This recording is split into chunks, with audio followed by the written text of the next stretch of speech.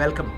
First of all, to start off with, I would like to thank all of us who are present over here, the panelists, our audience, and the viewers as well. And this is a session that we intend to have on Market Watch, which is a conversation around various trends that we've been witnessing in the recent past, and also a bit of crystal ball gazing into what is actually going to come in the coming times. Before we start off, I would like to actually have a quick introduction from all of our esteemed panelists over here. It's KP, would be like to... So, hi, I'm P Aggarwal. I work with HDFC Bank, erstwhile HDFC Limited, 20 years in mortgages and real estate, handle retail. Now I do real estate funding for South India for HDFC Bank. Hi everybody, I'm Dr. Prashant Thakur. I head the research and advisory vertical at ANAROCK Group. For past 20 years, I have been closely tracking real estate industry and advising clients on the best use land and then the various investment strategy. Happy to be part of this engaging discussion. Hi, I'm Aarti Desikan, probably the only one not from the real estate industry. So I work with Anand Rathi Wealth, have been a wealth manager for the last 22 years, worked with HDFC, HSBC, and now with Anand Rathi for the last 14 years. Very, very happy to be here and a part of this session.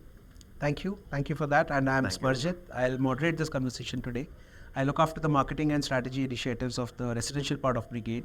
To start off with a bit of what's been going on in this space. Yes, we know the industry has been on steroids since pandemic. Various trends, various reports keep finding their way to us over the last few, and each one actually speaking about how the industry is actually reaching a new high every single time. I would like to hear from Mr. KP, how robust does this outlook look for the next maybe few years, and what do we should be looking at certain indicators of what is going to come in the coming times? So if you look at from let us say start from 2008 onwards, the property market started rising. 2010, I think everybody got bullish, went after lands and paid whatever they paid.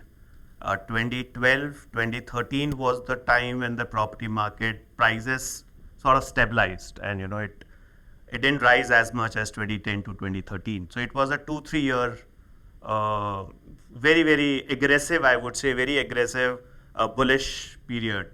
But from 2013, particularly in Bangalore, I think the per square feet rate was about 6,500. I think if you see the annual reports of Brigade, your realization would be around that. Yes. From 2013 onwards, from 5,000 in 2022, I think it would be about 6,500-7,000. Yeah, so for almost 9 years, the property prices went up from an annual realization point of view about 15%. From 2022 to 2024, it has gone up by about 70-80%.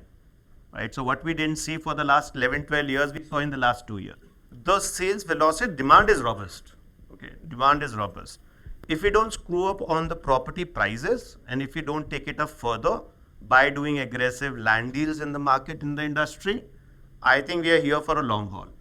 If the prices are more or less stabilized at 5-10% every year rise, I think that's absorbable because the inflation is at 5%. Sure.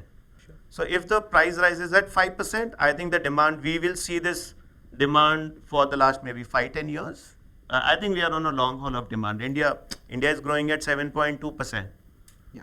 And if we keep growing at 7.2%, property prices, we are at, India is at 11-12% mortgage to GDP, which is one of the lowest in the developing, in the countries who are moving from developing to developed market. So we are expecting the economic outlook to remain upbeat for yes, coming absolutely, times. Absolutely. And which also leads me to my next question to Dr. Prashant, that you've been tracking these markets for a very long time, and how is this market behaving slightly different? When things go really well, everybody starts to get a bit kind of worried that whether this run will continue or not. So let me tell you how this growth phase is different than what we used to see earlier in real estate per se. We have one of the strongest regulator in terms of RERA, which I think has brought some kind of sanity and some kind of discipline in developers' fraternity. Second, the buyers have evolved. Third, if you see, this phase of growth is led by grade A developers, which I think, which is more kind of, aligned towards delivery, customer-centric approach. That's what the consumer wants. The most important part, if you see, that this strong cash flow has resulted in the best ever balance sheet of the developers, which I think has led to the record level of low debt. If you see, that has led to kind of better product planning, and good amount of land acquisition that you have seen is happening. So the industry, I would say, real estate is slowly moving from unorganized to more of a corporatized environment. And if we don't do anything crazy in terms of kind of just trying to reap this golden run just by increasing the price, I think we are here for a long run because the fundamentals are pretty strong. Wonderful. So we feel that there is still some headroom, and a lot of the positive indicators are in place that this bull run is going to continue, which brings me to my next question to Ms. Aarti, which is what would your advice be for young professionals who are just looking at starting off on their investment journey, and how would they typically approach this sector, which seems, because one of the things which is also coming through is that the prices are moving up, which is bound to cause some kind of a question on, is this the right time? Is this peaked out? Will that stagnate? And all. So what would your advice be to young professionals, young salaried class people who are looking at starting off on their investment journey? Sure. So I think, first of all, what we see across industries is that the 20-year-olds, the young professionals today have a far higher potential of earning and saving, right? And they all seem to understand that they need to start really early, putting away monies, deal with benefiting from the principle of compounding, and plan for objectives that may come up in their 40s and 50s. I think the only advice that I would give them is that what we tend to see is that for all young people, the first thing that they want to buy is real estate, right? They all want a house of their own, which I think is great. But the way they look at it is, we'll buy a house today, we'll pay it off in the next 9-10 years, and then we'll start saving for all our objectives post that. What we suggest is, yes, please buy your dream home, but also please invest across other asset classes. At the end of the day, your balance sheet has to have diversification and have a balance between liquid and illiquid. So, a simple example that I give 20-year-olds is that if you are willing to put aside, let's say 10,000 rupees a month, systematically with discipline for 40 years, from 20 to 40, from 20 to 60, you would have put aside 48 lakhs just by putting aside 10,000 rupees every month. Even if that money grows at 12%, do any of you all want to guess what that 48 lakhs would have grown to? At 15%, it's closer to 23 crores. At 12%, it's around closer to 12 crores, right? But these are large monies. So all that I'm saying is, don't compromise on your dream of buying a house, but make sure that you're also putting aside monies for other contingencies, objectives that may come up. So it should be a part of your portfolio, but you'll have to maybe take a little more cautious approach to it, because we at Brigade also, we have been observing that our average age of the buyer has been reducing. And would your advice be any different if somebody is looking at investing, and what should be the average, what should be the actual mix of your overall portfolio for someone in their 40s or early 50s? Would there be a special ratio that you would like to take? So I'm actually going to break that question into two parts. Whenever people buy real estate, I think the first question they need to answer is, are you buying it as an aspirational asset, or are you buying it as an investment asset? They're two completely different things. An aspirational asset is, typically when you're buying it for you and your family to live in that house for the next 10, 15, 20 years, returns actually doesn't matter, or it doesn't matter as much. What matters is maybe the aesthetics of the building, the amenities that the building has, the proximity to where the building is towards where your schools, your children's school is, and you can't put a price on that. Returns is not really important. So at least in wealth management, what we tell our clients is, any aspirational asset, keep that separate from managed wealth. But if you're going to buy real estate as an investment asset, then you have to look at something completely different. Then the amenities may not really matter, right? What is the investment going to get you? What is the kind of return that that project is going to give you in a certain time period? What is the risk? What is the liquidity? If, for example, sometimes people buy houses so that it takes care of the education of their child, is it going to be liquidatable at that point of time, right? How easy is it going to be? What are the taxes? So I think, very simply, my suggestion is, manage your balance sheet from a wealth perspective without your aspirational assets. Wonderful. So Dr. Prashant, since people are also looking at various considerations while making the home purchase, have you seen certain emerging trends when it comes to the homes itself? See, so the most important part that we have seen is that the average age of home buyers have decreased. So for Gen Z and millennials, home is something which has to be more of an recreational kind of thing. Not for our generation, it was more of a roti, kapda, and makan. It had to be Ingrained. ingrained, right? It's in our DNA. For them, they want the homes to be functional. They prefer more of community living. Their focus is more towards how the clubhouse is, what are the amenities over there. They need to have those functional spaces at their home. For example, if they want to work from home, which has become more of a trend right now after this hybrid being an accepted norm. Then the proximity to the social center. They are also very particular about the mix of the residents that they are going to live in.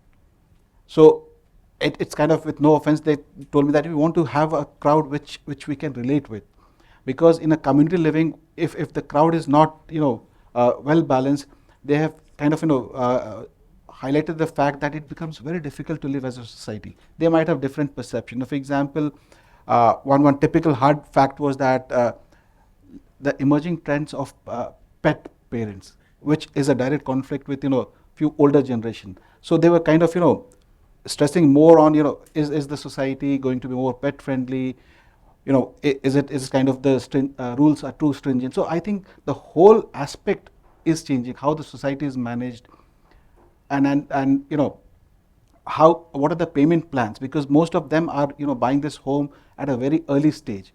So they wanted to kind of have a very longish kind of payment plan which doesn't burden them. So these are the facts which I think as developers we need to take into account when planning a product, not only in terms of building, but when we are launching the product. And the most important part is that what I realized, they're kind of very smart lot. The buyers have become a very smart lot. But at times we push product in terms of very innovative payment plans, which at times they might not understand, but leads to future cancellation. So these are the things. What I want to say is that they need some kind of education, as well as the product needs to be catered to their specific requirement, which is different from the traditional aspect that we have seen. Great. So we've spoken about various trends emerging, more need for functional spaces, amenities, corporatization of the developers we spoke about earlier, and how much of it, Mr. KP, would you feel would be a tier 1 city versus a tier 2 city phenomena? And how are those two markets, are they behaving any differently? If yes, how? And how much of it are we expecting to change in the coming times? See, from a point of view of a youngster who wants to buy a house, I think he wants to buy a house in Bangalore. He will not buy a house in Hubli. He will not buy a house in Belgaum. He wants to buy a house in Belgaum, in Bangalore, for the simple reason that his job is in Bangalore, right? There is no employment creation in tier 1, tier 2 cities. You see, Mysore, after Infosys and Wipro has gone, and obviously thanks to the highway now, the Mysore prices in the last 1 year has gone up substantially. In fact, in the last 2 years. So Mysore prices are as good, the land prices are as good as Bangalore now, right? The selling price is not as good as Bangalore now, but Bangalore 2 years earlier, I think Mysore has reached that level, at least 8,000-10,000 Mysore has reached the better locations. But tier 1, tier 2 are very steady markets. There is not too much happening there. There is no employment generation happening there. For anybody to go to tier 1, tier 2 and invest, either in residential or any other asset class, the employment generation has to happen, which unfortunately in India, no, the government, and that the initiative has to come from the government in terms of the infrastructure, in terms of giving lands to corporates, big lands to corporates to build big campuses, right? They have to attract the talent pool to this tier 2 cities. A residential will follow as an outcome of the employment generation. It can't start from residential. So there is residential market. It appreciates, but it's a very, very steady market. There is nothing happening. So if you see Mangalore, Dharwad, smart cities didn't work out as much as it should have. Yeah. So Dharwad was a smart city. Yeah, but put out a plan for 100. Yeah, but it didn't work out, right? So it didn't move the needle of the property market. So I think residential is a fallout of the growth in commercial and employment generation, which is not happening. So I don't see there's too much happening in tier 1, tier 2 in India as of now. Great. So I'm glad you touch upon that government will have to play a key role as compared to, so there is metro cities which will continue to see a lot of development, a lot of investments, and tier 1 and tier 2, which needs to be induced so that then those markets can also get the necessary boost. Now, recently there was a lot of chatter about the rules on capital gains from property sales and indexation. And while the government has kind of actually retraced their stance on this, now everyone has got an insight or a peek into what are they actually thinking about. What is going, I mean, it's now inevitable, something is going to give over there and changes are going to happen.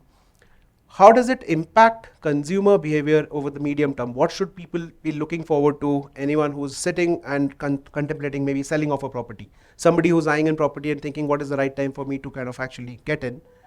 Sati, would you like to touch upon something on this, please? I actually don't think the change in the tax rule is as scary or as negative as people are making out to be. And the best way for me to explain it is again with just numbers, right? So if you had a property in 2001 that you purchased for 1 crore, okay, let's assume today in 2024 you're selling it for 10 crores. Let's just look at both options. You have the option today of selling it and choosing which is better for you. So the old tax regime basically said that you get the benefit of indexation, which in today's time, 1 crore would have been around 3.6 crores. And then you would have paid 20% on the gains of 10 crores minus 3.6 crores. So when you look at it, your tax incidence would have been around 1.27 crores, right? So that was option 1. Option 2, what is the government saying? No more indexation, but we will reduce 20 to 12.5, and you pay 12.5 on 9 crores. When you look at the tax incidence of that, that's 1.12 crores, right? So technically speaking, about 24. You're better off with the new tax regime. The guideline is that as long as you've made 9 to 10% annualized compounded returns, the new tax regime is actually beneficial for you, right? So one part is, of course, you have the choice of seeing which one you want. But going forward, if somebody is picking up properties, the new tax regime is not that scary. So that's one point. I think the second part that we should look at is why is the government doing this? The government, if you look at it, or through these budgets, is actually simplifying the way people choose investments across the board. So other than debt, which is a risk-free investment, your government bonds, etc., all the other medium risk and high risk asset classes and products are all on the same page today. Whether it's equities, real estate, gold, international funds, listed, unlisted, everything long-term taxation is the same at 12.5%. So I think what they're trying to do is to equalize the way people actually make investment options without tax necessarily being one of those factors. So you look at the risk return and you decide. So I don't think there's too much of a concern with the new changes. With the new changes that have been implemented now, but Yes. initially if you were to look at, say, what the government had initially rolled out in terms of the long-term capital gains and all, should there be a change and they again roll it back? Sure. Would you feel there is something which somebody has to act upon in the immediate term and Not try at to all. avail of? Because what we hear is the new regime is good.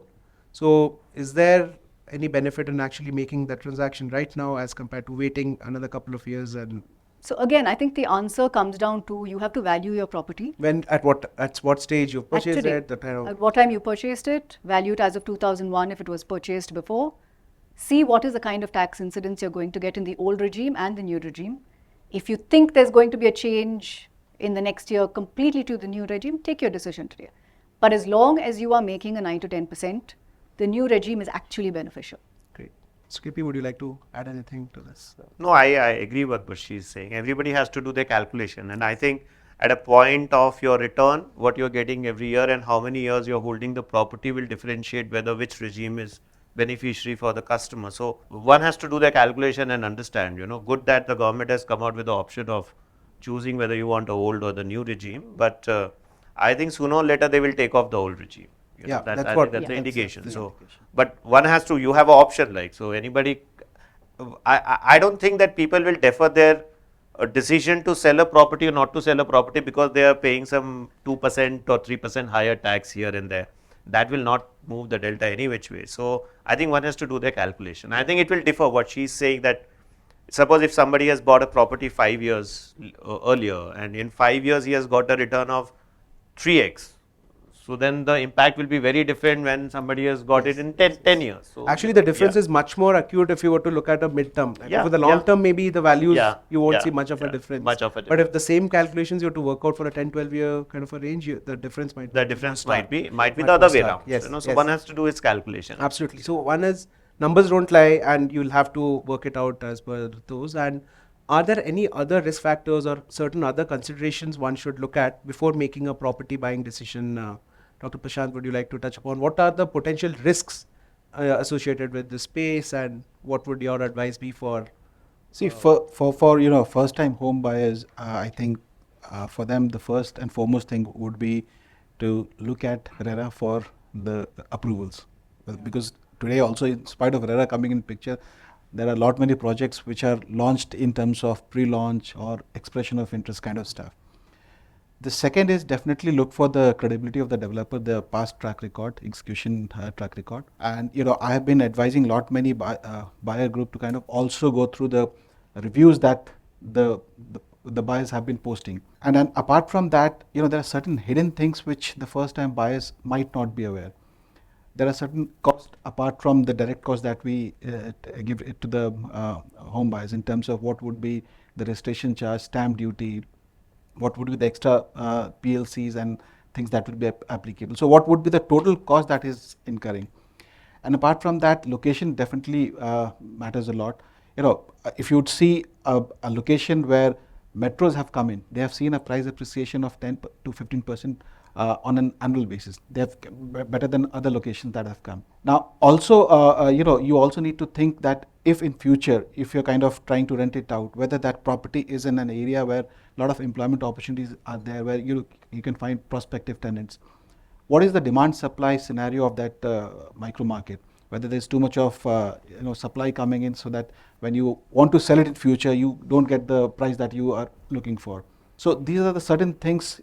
Even if you are buying the house for end use, I think you should look for the future prospect of that micro market, because you never know that you'll have to either rent out the property or in future if you want to sell it out.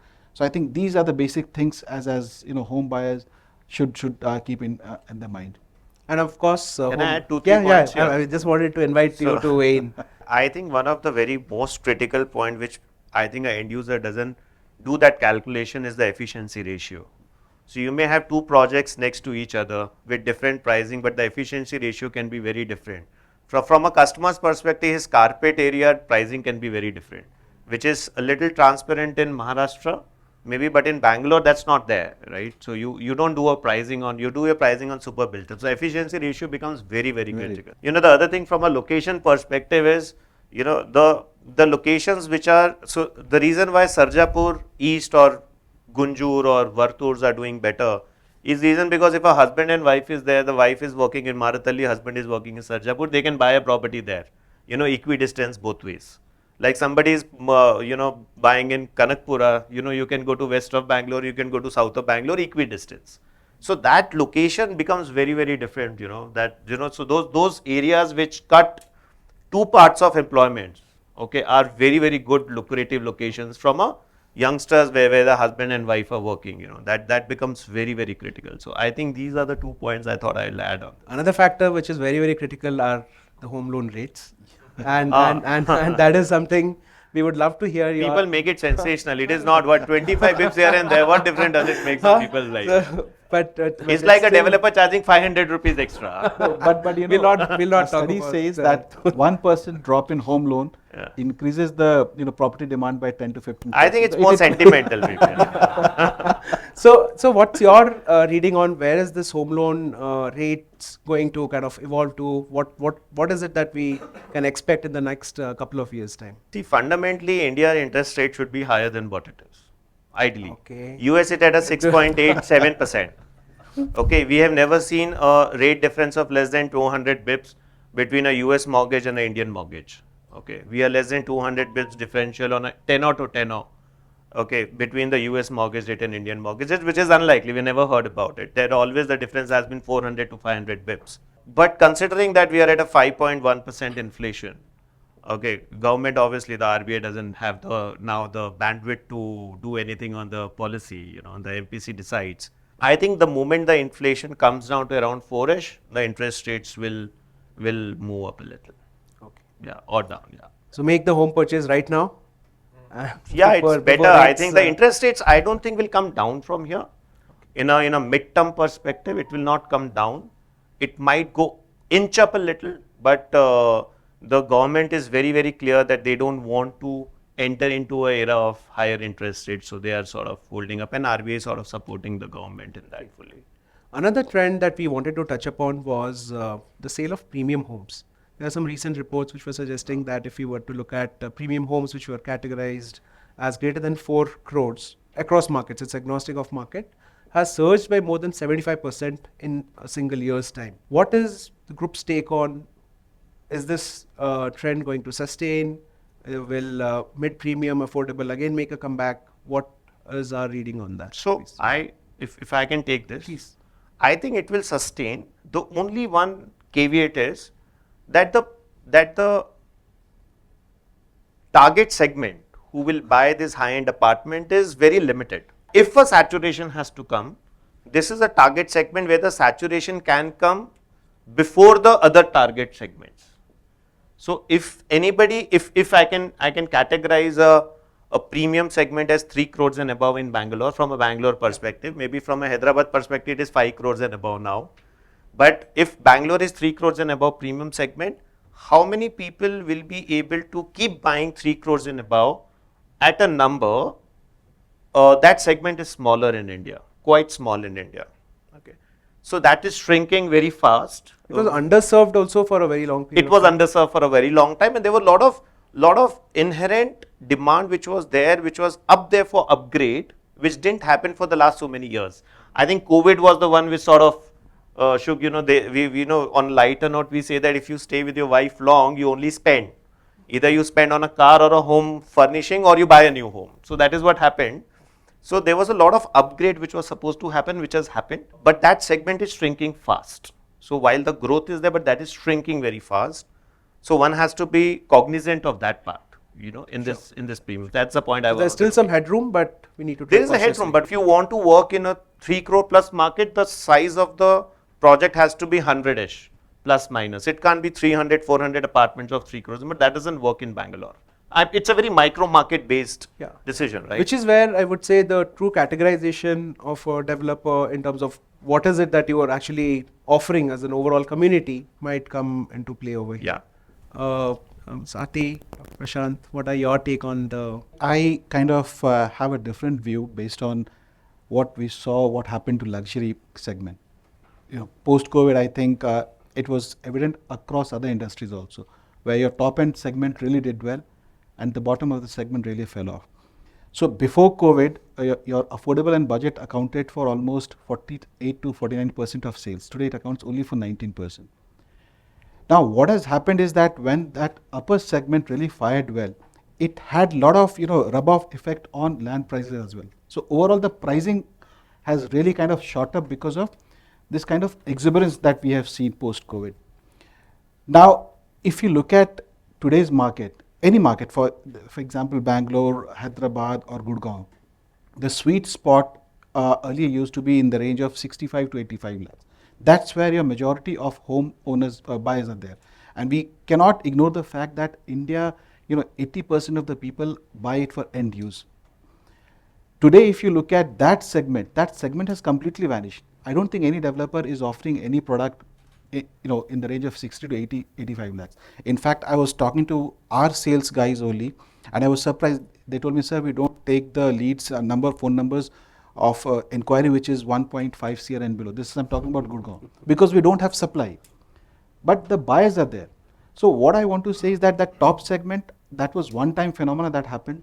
A lot of upgrade happened, and then we cannot forget the taxation, capital gain taxation rule, which was there in the picture. There was a cutoff. A lot of buying happened because of that also.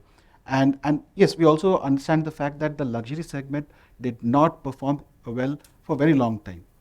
But that trend has gone. Now we need to find a balance where that firing of top end segment should not impact the supply of bottom end. Because if you really see, I'll give an example. It might not be relevant at this point of time. In China, they sell annually 10 million of houses. unit per annum. We are hardly 4% of that.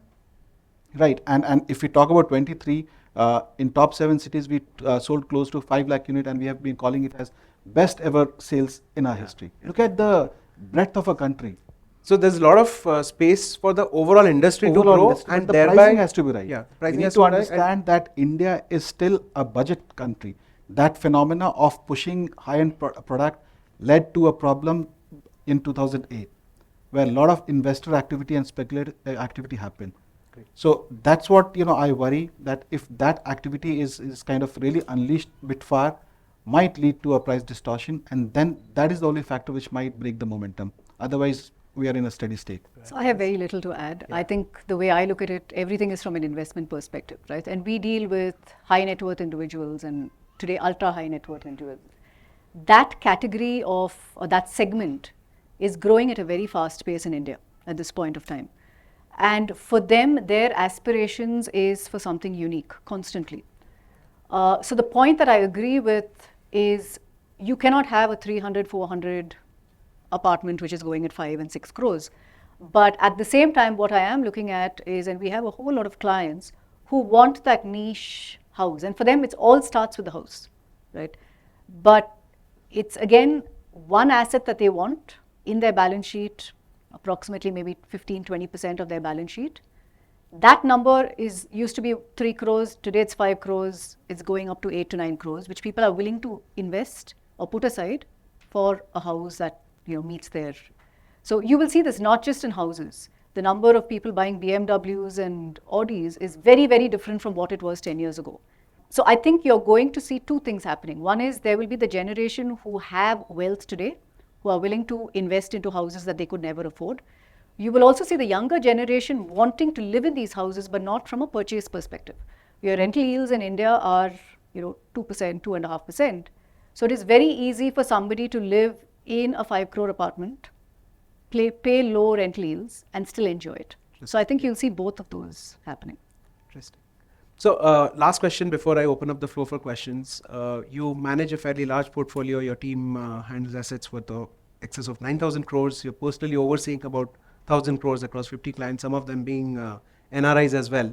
So recently, the Global Real Estate Transparency Index has been showing some positive movements for Indian real estate sector in general. So it had moved 3 places from I think 38 to 35. Are some of these parameters important for NRIs? Do they also, HNI NRIs, do they consider some of these parameters before making their investment decisions, or is there something else that they... Well, I'm sure they look at these indicators, but to be honest, I haven't seen an index like that, making them change their decision to buy or not to buy. Wrong thing to say in a real estate forum, but we typically do not encourage our NRI clients to buy real estate in India unless it is because they are moving back and it's for their consumption, or they're buying it for their parents or for their families. Okay. And the simple reason is, and I'll tell you practical experience, they sit in another country. They have to be willing to deal with how to manage properties here, how to deal with rentals, how to be able to buy and sell it, taxation and the differential of what they pay there. So unless it's a really great opportunity, we typically haven't really encouraged our NRI clients to buy property. Yeah, unless because while the developer side has been corporatized, I think a lot of the adjacent services might not be as transparent and as efficient as many of them would like it to be. So, and I think the last bit is that with real estate, taking into account generational transfer is something that it's not as smooth as it is with a lot of other investments. So that is one area I think that needs to be hugely looked at. Maybe it'll change in the future. Wonderful. But absolutely. Yeah. So I would also like to open up the floor for any questions. Good evening to the panelists. My question is to Aarti. Since you deal with a lot of HNI wealth from the NRI market, what percentage of wealth would you allow your investors who are completely dependent on your advice to be parked for an emotional purchase like real estate? I mean, everybody says you should have at least one home, which is the one home that you live, and you do not think about the appreciation or the growth that it's going to happen. And you also touched upon the point regarding 2 to 4% of rental yield. You can always enjoy a 5 crore apartment with just 2-3 lakh rupees of rental. So what percentage of your overall wealth would you advise your client to be okay to park in real estate? So it's actually very simple. I think, first of all, people should know their entire balance sheet, right? So your entire balance sheet is every asset that you own. And at the end of the day, you need to be able to earn a rate of return on that entire balance sheet that is inflation plus 3 to 4%. Why plus 3 to 4%? Because A, that wealth needs to be able to, the purchasing power of that wealth needs to be able to be sustained and enhanced because of lifestyle upgrades. So in our experience, we typically tell clients anywhere between 15 to 20% is what you can attribute towards real estate, or like I said, an aspirational asset. 80% needs to be managed in a way where it grows at least 13 to 15% to take care of inflation. My question is, in terms of innovation, builders normally play around with the, like you said, the functionality or the sizes of the units in terms of speccing and things like that. But other than that, you don't really find too much of an innovation in the real estate, either in terms of design or even on the execution part of it. There's not much of a technological this thing that is coming into execution. So do you think that will make, going forward, that will have an impact on the market? So Pavitra is in this room. I should not make this comment. So I was, I was, again, I keep on referring to my respondent groups whom we really reach out for some kind of insight and interview. Earlier, what they told me that earlier the developer used to feel that they're the, God sent gift to the mankind. It was a completely, seller's market. And the feedback loop from the end user was not coming in. Forget about feedback, they were not getting their desired home. But as I mentioned earlier, that the whole transition of this evolution of industry is happening not only from the developer side, but from the consumer side also. So that feedback loop, I think many of the developers whom I talk to are kind of, really taking market research very seriously before even they start their product design. So you'll slowly start to see, and I would say that a lot of product that are coming in are kind of taking those feedback, and you'll see a lot of innovation happening on that part. And real estate being such an hard-wired industry, it takes time for, really kind of transform from one tried and tested model. In nuts and pieces, you'll see some of the developers really kind of doing that. There are a few new age developers, and what I've seen is that the age profile of the owners of the developers are also kind of changing. Second generation developers are coming in, and they are kind of bringing in these fresh ideas. So I think it's a while, it will take its time, but I think the ball is set in the motion. You'll see a lot of product which will be drastically different from what we used to see earlier. I think having watched this industry very closely for almost 15, 20 odd years, both from the consumer side as well as the developer side, as well as my interaction based with the government bodies, everybody is now seriously trying to answer one single question, that how do you make this industry more transparent, more robust, and kind of how does the buyers gets his desired home. Until unless the buyers start to participate heavily, as I said that India with such a population cannot just rely on top 7 cities for the entire real estate growth. It has to be a broad-based growth, and the pieces are being put together. So very soon, I think I'm very hopeful that this industry will mature, and you'll see a lot of positive changes coming in. So just to add, technology actually has been always an opportunity in this space, and not just adoption, but availability itself of technology has been always an opportunity, which is where multiple developers have identified a need to maybe invest more into it. At Brigade, there was a startup accelerator called Brigade Reap, which was set up way back in 2017, which has actually completed 13 cohorts, where the thought is to kind of continuously identify, adopt, and try to kind of bring up various startups which are trying to solve real life problems through the usage of technology. There's still a long way to go, but looking at the number of applications being received year on year, definitely there seems to be a surge in terms of the opportunities being identified and consciously being worked upon by multiple, both from the startup ecosystem as well as from the developer fraternity. So we are in the right direction overall as a sector is what we would like to believe. Smarajit, do you have time for one more? Please, yeah. Specific to Dr. Prashant really, and I think Raghu spoke about innovation in real estate. I think prior to the pandemic, one of the biggest buzzwords that were shaking up real estate was co-living, right? Co-working and co-living. And the pandemic really put a dent in it. We are seeing some revival of that. Do you have any insights on what's happening in that space, or what is expected to happen in that space? See, co-living, I'm quite bullish. And the reason I say is that what Aarti also mentioned, that everybody wants that experiential living, not necessarily by owning that expensive piece of asset. And co-living gives you that community living, and let's say more of customized. Co-living doesn't only provides you one house to live in. It provides you, an ecosystem. For example, it is tech-enabled. In any city you go in that network, you can just check in and you get the same experience. I think the shared economy is going to make a comeback, especially in industry where your cost of ownership is very high. So I'm quite bullish about co-living, and you would see that a couple of reports that have come in, which have pegged this industry to reach 40 billion by 2025, which I think is a phenomenal size that we're talking about. To wrap up, we would actually like to just have a quick rapid fire round where we'll just ask 5 questions, and A is your industry experience, the other is purely as a consumer also you might feel that, okay, this is what I feel is going to happen. So no right and right answer. We would love to hear all 3 of your answers on each one of these questions. The first one is, which market do you expect to appreciate the most in the next 5 years? Mumbai, NCR, Bangalore, Hyderabad, Chennai. Chennai. I would say Bangalore. I was hoping you were going to say, when you said markets, you were going to say equity or real estate. That's a wealth manager. Yeah. Wealth manager That's has- understood, I guess. So wear your consumer hat and maybe Probably Bangalore. But actually Hyderabad. so we have a split jury. We have Chennai, Bangalore, Hyderabad. Wonderful. If you were to pick up one indicator of a market's health, a micro market's health, which one would it be?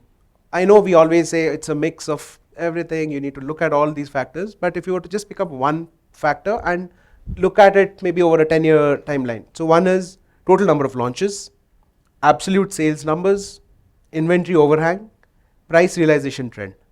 Inventory over. Inventory overhang, I would say. I'm a Equity. completely real estate novice. But I think it's always, how the price has moved up. I personally would go with maybe something like an absolute sales number, because if I were to look at it over a 10-year trend purely from a consumer perspective, I say, okay, if it is what a 10,000 unit market has moved out to 30,000, means there is a lot. So there's no right or wrong, like I mentioned. So which is the most under-tapped space in real estate currently?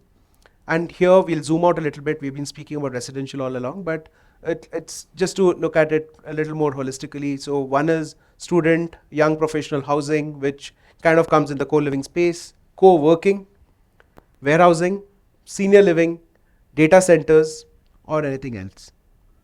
Start from there.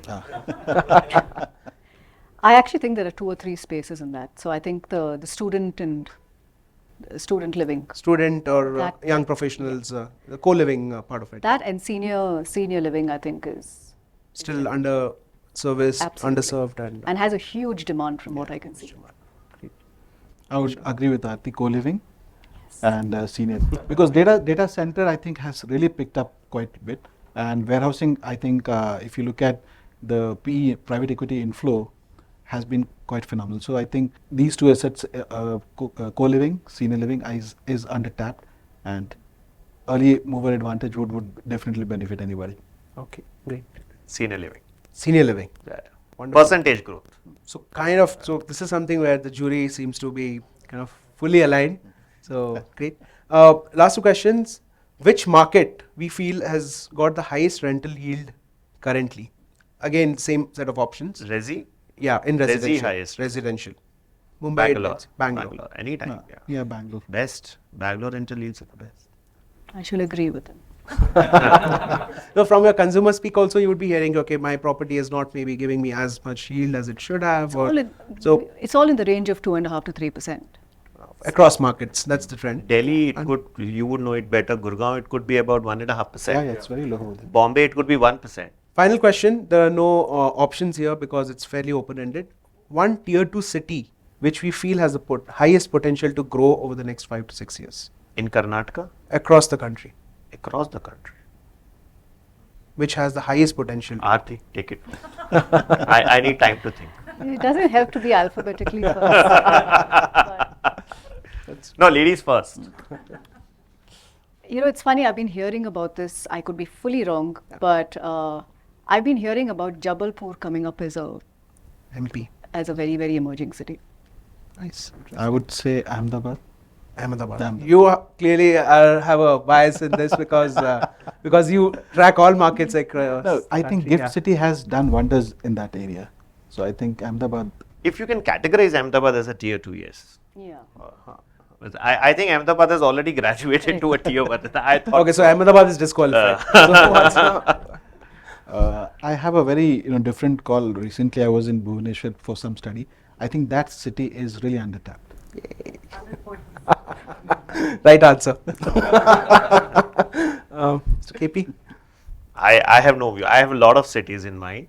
But Three, I top think of your Patna is doing quite well from a overall growth perspective, I'm saying. But does not have the overall potential. But from a growth perspective, Patna is doing quite well.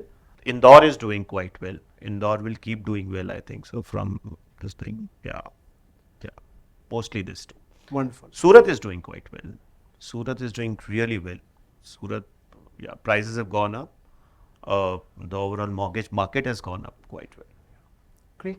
So it's been wonderful having all of you. We've really enjoyed the entire chat, and I personally seem to have learned a lot, and I'm sure it has made for a lot of engaging and interesting insights for our audience as well. Thank you so much for being here, and yeah. Thank you. Our pleasure to be here. It's very good.